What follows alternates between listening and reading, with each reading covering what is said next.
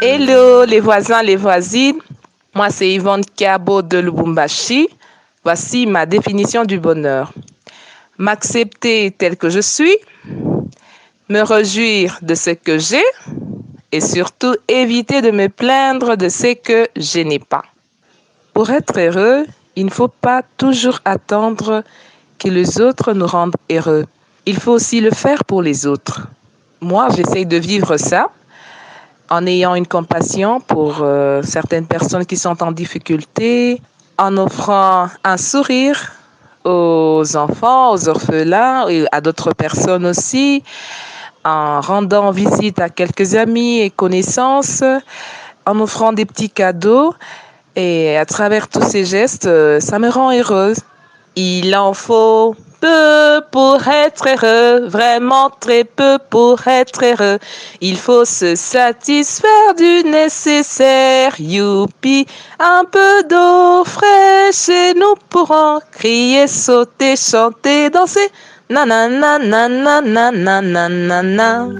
Bonjour, 7 milliards de voisins. On est heureux quand on voit les autres heureux.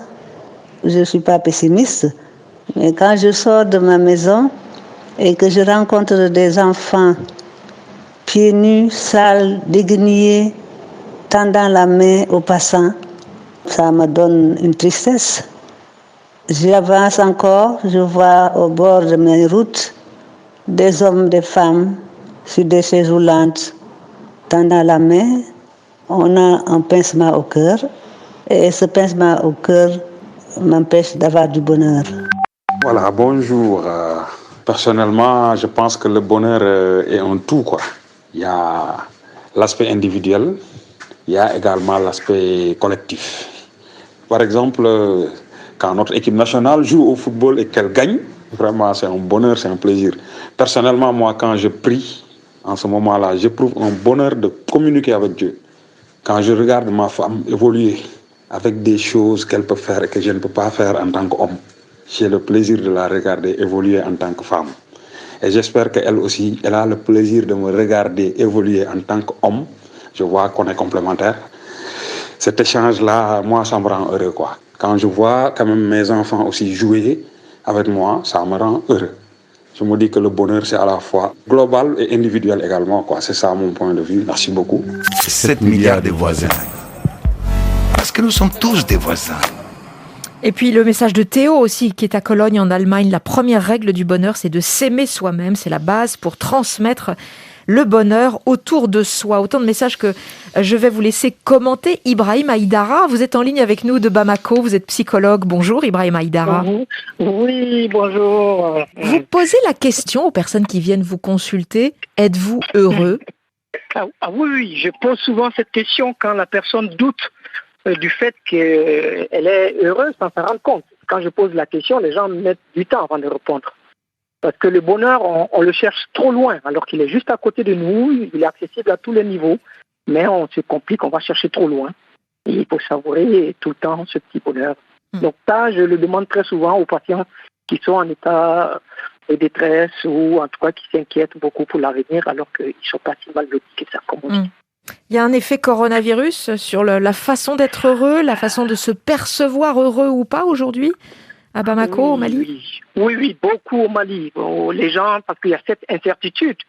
Déjà, on ne sait pas quand est-ce que ça va finir, cette maladie. Et ensuite, ou d'abord, on ne sait pas si on va l'attraper ou si les proches vont attraper, vont être malades du coronavirus. Donc, du coup, on s'inquiète. Il y a l'incertitude qui est là, qui grandit. Et le coronavirus, bien sûr, s'ajoute aux autres difficultés quotidiennes, habituelles que l'on a.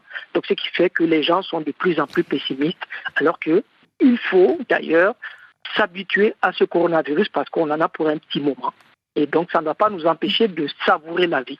Les personnes qui viennent vous consulter, Ibrahim Aïdara, ont un problème, par définition, si elles viennent voir un psychologue, mais elles ont aussi des moyens financiers. Oui.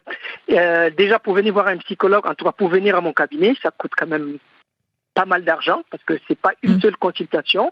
Donc, ce sont des gens généralement aisés financièrement et qui ont un toit, qui ont à manger, qui ont un travail. Ce ne sont pas des chômeurs qui viennent me voir. Une très infime quantité de patients qui sont vraiment misérables. Donc, ce sont des gens aisés, qui ont de l'argent, qui ont vraiment tout ce matériel que l'on recherchait il y a plusieurs décennies au Mali pour pouvoir être heureux. Donc, finalement, on se rend compte que l'argent ne fait pas forcément le bonheur. On a ce bien-être qui est là, psychologique, bien sûr ce matériel, à manger, la santé qui est importante, le toit, et puis on doit pouvoir vivre heureux quand on a beaucoup d'argent. Mais on se rend compte finalement que les gens qui sont très aisés, qui sont très riches, très fortunés, qui ont de très bons boulots, de très bons postes, ils n'arrivent pas à savourer le bonheur qu'ils ont au quotidien. Mais pourquoi, dans le fond ? Qu'est-ce qui ne fonctionne pas ? C'est la relation aux autres ? Il y a la relation aux autres, mais d'abord, il y a le fait que l'individu même cherche à se compliquer la vie. On cherche quelque chose, on l'obtient, on veut encore plus. On veut toujours avoir plus que ce dont on a besoin. Ça, c'est le premier élément. Le deuxième élément, c'est qu'il y a la société malienne qui est très pesante, très, très, très pesante. On ne peut pas vivre heureux seul. On est heureux quand on voit les siens aussi qui sont dans d'assez bonnes conditions. Je ne dis pas de bonnes conditions. Donc, ce qui fait qu'on s'inquiète toujours pour l'autre et du coup, on vit pour l'autre. Le regard de l'autre est très pesant.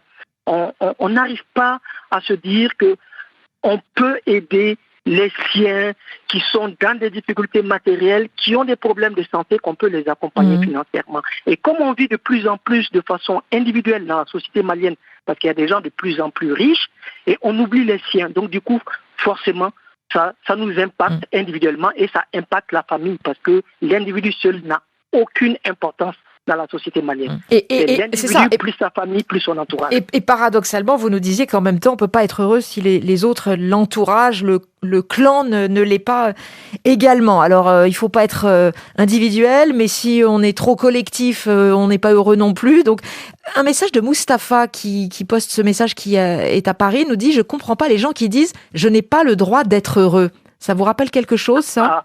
Ah ben oui, parce que montrer qu'on est content, qu'on est heureux, ça rend les autres jaloux en Afrique. On est vraiment très jaloux de voir l'autre qui est dans de très bonnes conditions de vie.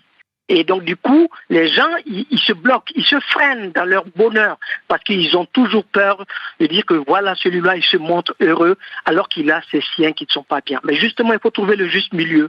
Ne pas trop s'inquiéter pour les autres, donner ce qu'on peut donner, ce dont ils ont besoin, parce que ça, on l'oublie, et ça les rendra heureux. Mais si on veut toujours satisfaire leurs demandes, qui ne sont pas forcément des demandes importantes pour la vie, bien sûr, ils ne seront jamais heureux. Les gens, ils cherchent ce dont ils n'ont pas besoin. Donc, du coup, ils ne peuvent pas être heureux. Est-ce que le bonheur simple est encore possible dans un pays comme le Mali, étant donné le contexte de crise, de conflit ? Est-ce qu'il y a des lieux qui permettent un bonheur simple, selon vous, psychologue Ibrahim Aïdara ? Oui, je pense sincèrement qu'en tant que psychologue, le bonheur simple, il existe. Justement parce que chacun a son bonheur. Même le riche, pour lui, son bonheur, il est simple. Mais au regard de l'autre, c'est pas un simple bonheur. C'est-à-dire, il faut vivre de façon modeste. Il faut prendre soin de soi, profiter de chaque jour qui passe, de chaque instant, quand on est en famille ou même quand on est seul, savoir qu'on peut vivre de façon très simple, très modeste. Et quand on arrivera à comprendre que le bonheur est si simple que ça, on sera heureux. Mais les gens ne veulent pas vivre de façon simple et modeste. On veut ressembler à l'occidental, aux riches, aux toubabs, aux super diplômés, avoir de grosses voitures, alors que ce n'est pas forcément ça le bonheur. Peut-être que le bonheur, c'est tout simplement d'être en famille, comme ça a toujours été depuis 10, 20, 30, 40 ans.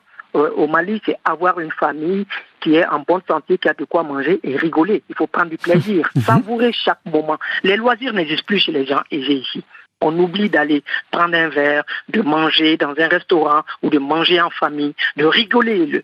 On a du mal à sourire parce que justement, celui qui n'est pas heureux, il n'a pas cette facilité d'exprimer cet état émotionnel, cette joie de vivre, le sourire. Et ça, on ne le retrouve que chez les enfants parce qu'ils sont très simples, ils sont très innocents. Un petit ballon, quelques petits cailloux, un petit lézard, ça et là, qui vont chasser et les voilà tout heureux. Alors que nous, on est là, on a presque tout et on n'arrive pas à être heureux. Voilà le problème.